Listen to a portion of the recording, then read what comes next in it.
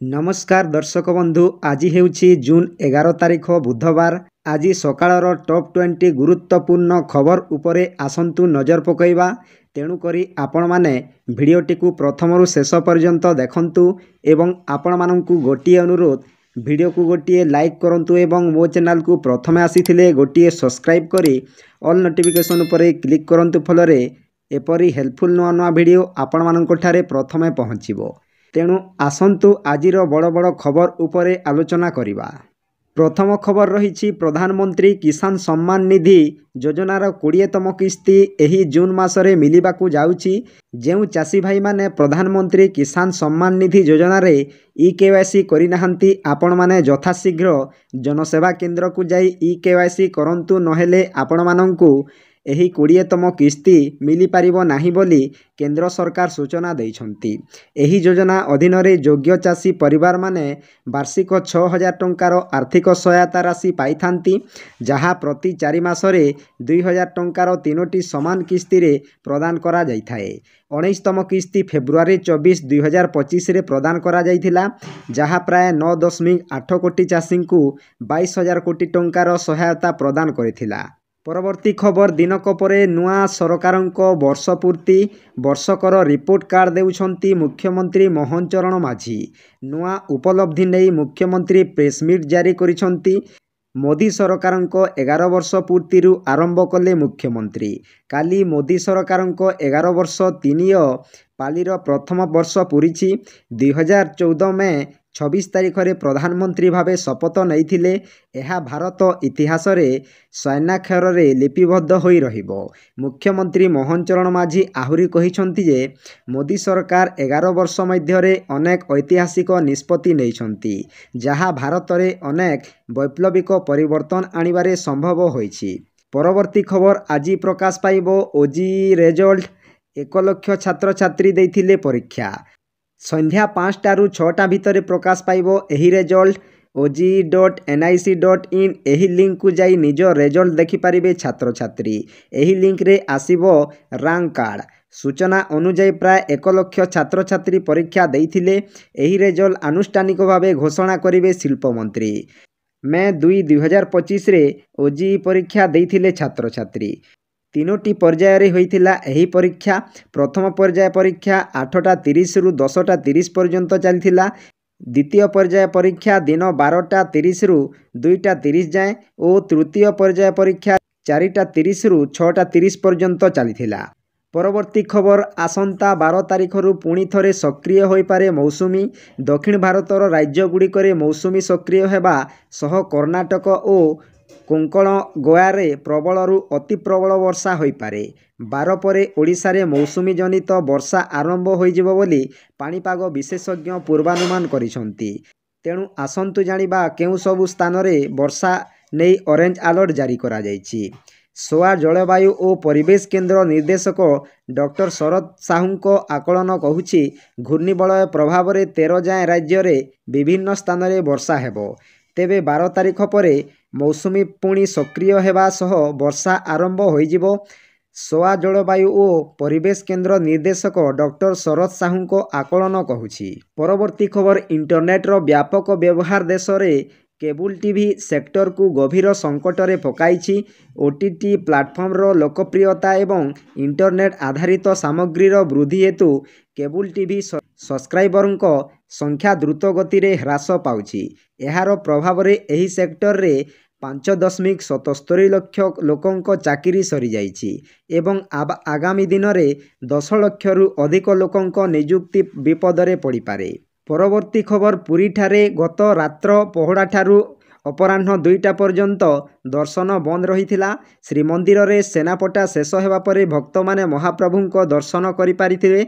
एहा एक गुप्त नीति होइथिबारु परंपरा अनुଯାयी केवल द्वैपाती सेवायत माने एही नीतिकांत करिथांती। आसंता काली स्नान पूर्णिमा होइथिबारु एहाकु दृष्टि रखी पुरी रे सुरक्षा व्यवस्था कड़ाकुड़ी करा जाइछि। 108 सुबासित जल रे स्नान करिवे चतुर्धा मूर्ति। परवर्ती खबर राजधानी दिल्ली रे पुणी थरे कोरोना मामला वृद्धि पाउछि। मंगलवार दिल्ली रे जड़े 90 वर्षीय महिलांकर कोरोना रे मृत्यु घटिछि। ए पर्यंत मृत्यु संख्या 8 को वृद्धि पाइछि। ए पर्यंत 691 ସକ୍ରିୟ କୋଭିଡ୍ ମାମଲା ରିପୋର୍ଟ ହୋଇଛି। ଗତ 24 ଘଣ୍ଟାରେ 37ଟି ନୂତନ ମାମଲା ରିପୋର୍ଟ ହୋଇଥିବା ବେଳେ 1232 ରୋଗୀ ସୁସ୍ଥ ହୋଇଛନ୍ତି ଏବଂ 24 ଘଣ୍ଟା ମଧ୍ୟରେ 104 ରୋଗୀ ସୁସ୍ଥ ହୋଇଛନ୍ତି। ପରବର୍ତ୍ତୀ ଖବର ମୁଖ୍ୟମନ୍ତ୍ରୀ ମୋହନ ଚରଣ ମାଝୀ ରାଜ୍ୟରେ ବନ୍ୟଜନ୍ତୁ ଆକ୍ରମଣରେ ପୂର୍ବରୁ ମିଳୁଥିବା ମୃତ୍ୟୁକାଳୀନ ସହାୟତା ରାଶିକୁ 6 ଲକ୍ଷ ଟଙ୍କାରୁ 10 ଲକ୍ଷ ଟଙ୍କାକୁ ବୃଦ୍ଧି କରିଛନ୍ତି। ଜଙ୍ଗଲ ପାର୍ଶ୍ୱବର୍ତ୍ତୀ ଗ୍ରାମ ଗୁଡ଼ିକରେ ସାଧାରଣତଃ ବନ୍ୟଜନ୍ତୁ ଆକ୍ରମଣର ନଜର ଅଧିକ ରହିଥାଏ। ବନ୍ୟଜନ୍ତୁ ଆକ୍ରମଣରେ ଧନଜୀବନ ନଷ୍ଟ ହୋଇଯାଏ। ଏସବୁକୁ ଦୃଷ୍ଟିରେ ରଖି ମୁଖ୍ୟମନ୍ତ୍ରୀ କ୍ଷତିଗ୍ରସ୍ତ ଲୋକଙ୍କ ସହାୟତା ରାଶି ବୃଦ୍ଧି କରିଛନ୍ତି। ପରବର୍ତ୍ତୀ ଖବର ପୁରୀ ରଥ ନିର୍ମାଣ କାର୍ଯ୍ୟ 40 ଦିନରେ ପହଞ୍ଚିଛି। ଆଜି 206 ନିର୍ମାଣକାରୀ ସେବକ ମୁଖ୍ୟ ମହାରଣାଙ୍କ ମାର୍ଗଦର୍ଶନରେ ନିର୍ମାଣ କାର୍ଯ୍ୟ ଆରମ୍ଭ କରିଥିଲେ। ଗତକାଲି ସୁଦ୍ଧା 3 ରଥର ମୋଟ 32ଟି ଗୟଳ ମୋଡ଼ା କାର୍ଯ୍ୟ ସମ୍ପନ୍ନ ହେବା ପରେ ଜୋକାଗୁଡ଼ିକ ଭୋଇ ସେବକମାନେ 3 ରଥରେ ଡେରା କାର୍ଯ୍ୟ ଶେଷ କରିଥିଲେ। ଆଜି ମୋଟ 44ଟି ଜୋକାକୁ 3 ରଥର ମହାରଣା ସେବକମାନେ କାପ ଖୋଦେଇ ଶେଷ କରି ତାଳଧ୍ୱଜ ରଥର 16ଟି, ଦର୍ପଦଳନ ରଥର 12ଟି ଓ ନନ୍ଦିଘୋଷ ରଥରେ 16ଟି ଜୋକା ଫିଟିଂ କରାଯିବା ପରେ ଓ ଓଝା ସେମାନଙ୍କ ଦ୍ୱାରା କଣ୍ଟା ବସିବା ଶେଷ ହୋଇଛି। ପରବର୍ତ୍ତୀ ଖବର ସୋମବାର ରାତିରେ କାଲିଫର୍ଣ୍ଣିଆର କପରଟିନୋରେ ଜୁନ୍ 9 ଆପଲ୍ ଏହାର ବାର୍ଷିକ ମେଗା ଇଭେଣ୍ଟ WWDC 2025ରେ କିଛି ଏପରି ଜାରି କରିଛି ଯାହା କେବଳ ଏକ ଅପଡେଟ୍ ନୁହେଁ ବରଂ ପ୍ରଯୁକ୍ତିର ପରବର୍ତ୍ତୀ phase. iOS 26, macOS, watchOS 26, iPadOS 26 କେବଳ ନାମ ନୁହେଁ ସେମାନଙ୍କ ଫିଚରଗୁଡ଼ିକ ମଧ୍ୟ ଖୁବ୍ ଉନ୍ନତ। ଏହି ଇଭେଣ୍ଟରେ ସବୁଠାରୁ ବଡ଼ ଆଶ୍ଚର୍ଯ୍ୟ ହେଉଛି iOS 26 ଯାହା iOS 18 ପରେ ସିଧାସଳଖ ଆସିଛି। ଏବେ iOS କେବଳ ଫୋନ୍ ଚଳାଇବା ପାଇଁ କାମ କରିବ ନାହିଁ ବରଂ ଆପଣମାନଙ୍କର ବ୍ୟକ୍ତିଗତ AI ସହାୟକ ଭାବରେ କାମ କରିବ। ପରବର୍ତ୍ତୀ ଖବର 5 ବର୍ଷରେ ମୋହନ ସରକାର 1,50,000 ଖାଲି ପଦବୀ ପୂରଣ କରିବାକୁ ପ୍ରତିଶ୍ରୁତି ଦେଇଛନ୍ତି। ଭାଜପା ସରକାରର 1 ବର୍ଷ ଶାସନ କାଳରେ ସ୍ୱଚ୍ଛତାର ସହ 28,000 ପଦବୀ ପୂରଣ ହୋଇଥିବା କହିଲେ ମୋହନ ଚରଣ ମାଝୀ। ସେହିପରି ଚଳିତ ଆର୍ଥିକ ବର୍ଷରେ ଆଉ 40,000 ନିଯୁକ୍ତି ସରକାର ଦେବେ ବୋଲି କହିଛନ୍ତି। ଉତ୍କର୍ଷ ଓଡ଼ିଶାରେ 17 ଲକ୍ଷ ପୁଞ୍ଜି ନିବେଶରେ ଇଣ୍ଟେଣ୍ଡ ଆସିଥିଲା। ସରକାର ତତ୍କ୍ଷଣାତ୍ 13 ଲକ୍ଷ କୋଟିର OMU ସ୍ୱାକ୍ଷର କରିଦେବା ସୂଚନା ଦେଇଛନ୍ତି। ପରବର୍ତ୍ତୀ ଖବର ଦାରିଙ୍ଗବାଡ଼ି କନ୍ଧମାଳ ଜିଲ୍ଲା ଦାରିଙ୍ଗବାଡ଼ିରେ ନୂତନ ତହସିଲଦାର ଭାବେ ଧୀରେଜ ପାତ୍ର ଯୋଗଦାନ ପରେ ବିଭିନ୍ନ ସଂଗଠନ ପକ୍ଷରୁ ସ୍ୱାଗତ ସମ୍ବର୍ଦ୍ଧନା କରାଯାଉଛି। ଏହି ପରିପ୍ରେକ୍ଷୀରେ ମଙ୍ଗଳବାର ଦାରିଙ୍ଗବାଡ଼ି ଭାଜପା ପକ୍ଷରୁ ମଣ୍ଡଳ ସଭାପତି ମିଟୁ ସାହୁ ଏବଂ କନ୍ଧମାଳ MP ସୁକାନ୍ତ କୁମାର ପାଣିଗ୍ରାହୀଙ୍କ ଦାରିଙ୍ଗବାଡ଼ି ପ୍ରତିନିଧି ବିଷ୍ଣୁଚରଣ ପ୍ରଧାନଙ୍କ ନେତୃତ୍ୱରେ ତହସିଲ କାର୍ଯ୍ୟାଳୟରେ ପହଞ୍ଚି ତହସିଲଦାରକୁ ଅଙ୍ଗବସ୍ତ୍ର ଏବଂ ପୁଷ୍ପଗଛ ଦେଇ ସ୍ୱାଗତ ସମ୍ବର୍ଦ୍ଧନା କରାଯାଇଛି। ପରବର୍ତ୍ତୀ ଖବର ଭୁବନେଶ୍ୱର ରାଜ୍ୟ ସରକାରଙ୍କ ଉଚ୍ଚଶିକ୍ଷା ବିଭାଗ ପକ୍ଷରୁ ଏକ ବଡ଼ ଖବର ସାମ୍ନାକୁ ଆସିଛି। ଇଗ୍ନୋ ମଧ୍ୟରେ MOU ହେବ। ଓଡ଼ିଆରେ ଶିକ୍ଷାଦାନ କରିବା ନେଇ ହେଲା MOU। ଏଥିପାଇଁ 2 ବର୍ଷ ମଧ୍ୟରେ ଉଚ୍ଚଶିକ୍ଷା ବିଭାଗ ଖର୍ଚ୍ଚ କରିବ 2,45,00,000 ଟଙ୍କା। ଏକ ଏଜୁକେସନ୍ କନକ୍ଲେଭରେ ଶିକ୍ଷାମନ୍ତ୍ରୀ ଧର୍ମେନ୍ଦ୍ର ପ୍ରଧାନ ଆପାର ଆଇଡ଼ିର ଆବଶ୍ୟକତା ବିଷୟରେ କହିଛନ୍ତି।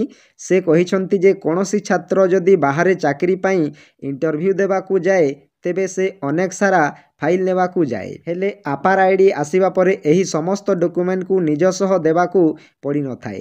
ସେ ଏକ ପାସୱାର୍ଡ଼ ସାହାଯ୍ୟରେ ନିଜର ସମସ୍ତ ଡକୁମେଣ୍ଟକୁ ନିଜ ସହ ନେଇପାରିବେ। ପରବର୍ତ୍ତୀ ଖବର ରାଜ୍ୟରେ ସୋମବାର ଆଉ 7 ନୂଆ କରୋନା ସଂକ୍ରମିତ ଚିହ୍ନଟ ହୋଇଛନ୍ତି। ଫଳରେ ମୋଟ ସଂକ୍ରମିତଙ୍କ ସଂଖ୍ୟା 56କୁ ବୃଦ୍ଧି ପାଇଛି। ଜନସ୍ୱାସ୍ଥ୍ୟ ନିର୍ଦ୍ଦେଶକ ଡାକ୍ତର ନୀଳକଣ୍ଠ ମିଶ୍ର ଗଣମାଧ୍ୟମକୁ ଏ ସୂଚନା ଦେଇଛନ୍ତି। ବର୍ତ୍ତମାନ ସୁଦ୍ଧା ରାଜ୍ୟରେ ସକ୍ରିୟ କରୋନା ସଂକ୍ରମିତଙ୍କ ସଂଖ୍ୟା 36 ରହିଛି। 20 ଜଣ ରୋଗୀ ସୁସ୍ଥ ହୋଇସାରିଛନ୍ତି। ତେବେ ଆଗକୁ ରୋଗୀ ସଂଖ୍ୟା ବୃଦ୍ଧି ପାଇବା ଆଶଙ୍କା ରହିଛି। ତେଣୁ ଜନସାଧାରଣ ସତର୍କ ରହିବାକୁ ସୂଚନା ଦେଇଛନ୍ତି। ପରବର୍ତ୍ତୀ ଖବର କେରଳ ରାଜ୍ୟ କରୋନା ମହାମାରୀର ନୂଆ ମାମଲା ସହ ଲଢ଼ୁଥିବା ବେଳେ ଏବେ ଆଉ ଏକ ଗୁରୁତର ସ୍ୱାସ୍ଥ୍ୟ ସଂକଟର ସମ୍ମୁଖୀନ ହେଉଛି। ରାଜ୍ୟରେ ହେପାଟାଇଟିସ୍ ରୋଗୀଙ୍କ ସଂଖ୍ୟା ହୁ ହୁ ବଢ଼ିପାରେ ବୋଲି ଲାଗିଛି ଯାହା ସ୍ୱାସ୍ଥ୍ୟ ବିଭାଗ ଓ ଜନସେବା ଯାହା ସ୍ୱାସ୍ଥ୍ୟ ବିଭାଗ ଓ ସାଧାରଣ ଜନତାଙ୍କ ପାଇଁ ଚିନ୍ତାର କାରଣ ପାଲଟିଛି। ବିଶେଷ କରି ତ୍ରିଶୂର ଜିଲ୍ଲା ଏହି ରୋଗଙ୍କ କେନ୍ଦ୍ରବିନ୍ଦୁ ହୋଇଛି, ଯେଉଁଠାରେ ହେପାଟାଇଟିସ୍ ମାମଲାରେ ଅଚାନକ ବୃଦ୍ଧି ଦେଖାଯାଇଛି। ପରବର୍ତ୍ତୀ ଖବର, ପୁରୀ ବେଶ୍ ତତ୍ପରତାର ସହ ଲାଗିଛି ଠାକୁରଙ୍କ ରଥ ନିର୍ମାଣ। ସୋମବାର 3 ରଥରେ ଜୋକା ଲାଗିବ କାର୍ଯ୍ୟ ଶେଷ ହେବା ସହ ଖଳାରେ ରଥର ପ୍ରଥମ ଭୂଇଁର ଫ୍ରେମ୍ ପ୍ରସ୍ତୁତ ହୋଇଛି। ପରେ ଏହାକୁ ନମ୍ବରିଂ କରି ଖୋଳାଯିବ। ମଙ୍ଗଳବାର ରଥରେ 6 କାଠ ଉଣାଇ ନମ୍ବରିଂ ଅନୁସାରେ ରଥରେ ସ୍ଥାପନ ହେବ ପ୍ରଥମ ଭୂଇଁ। ପରବର୍ତ୍ତୀ ଖବର, ଗ୍ରାହକଙ୍କ ପାଇଁ ଆଶ୍ୱସ୍ତି ସହ ଖୁସି ଖବର। ଜୁନ୍ 10 ଅର୍ଥାତ୍ ମଙ୍ଗଳବାର ସୁନା ଦର ହ୍ରାସ ପାଇଛି। 24 କ୍ୟାରେଟ୍ 10 ଗ୍ରାମ ସୁନା ଦାମ ପ୍ରତି 97,580 ଟଙ୍କା ରହିଛି।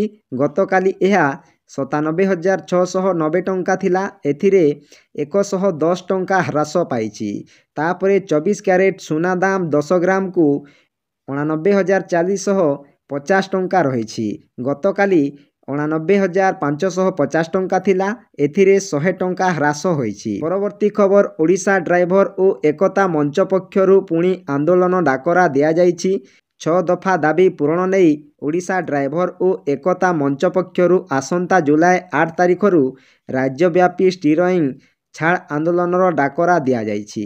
ଯଦି ସରକାର ଏହି ଦାବିଗୁଡ଼ିକୁ ନ ଶୁଣେ, ତେବେ ଜୁଲାଇ 8 ତାରିଖରୁ ଅନିର୍ଦ୍ଦିଷ୍ଟ କାଳ ପାଇଁ ଡ୍ରାଇଭରମାନେ ଷ୍ଟ୍ରାଇକ୍ ଛାଡ଼ି ଆନ୍ଦୋଳନକୁ ତୀବ୍ରତର କରିବେ ବୋଲି ମଞ୍ଚ ପକ୍ଷରୁ ସ୍ପଷ୍ଟ କରାଯାଇଛି। ପରବର୍ତ୍ତୀ ଖବର, ସାରା ଦେଶରେ କରୋନା ଭାଇରସ ସଂକ୍ରମଣ ବଢ଼ୁଥିବାରୁ ଅଯୋଧ୍ୟାରେ ଶ୍ରଦ୍ଧାଳୁଙ୍କୁ ବିନା ପରୀକ୍ଷଣରେ ରାମ ମନ୍ଦିରରେ ରାମଲଲା ଓ ହନୁମାନଗଡ଼ିରେ ହନୁମାନଜୀଙ୍କ ଦର୍ଶନ ଅନୁମତି ମିଳିବ ନାହିଁ।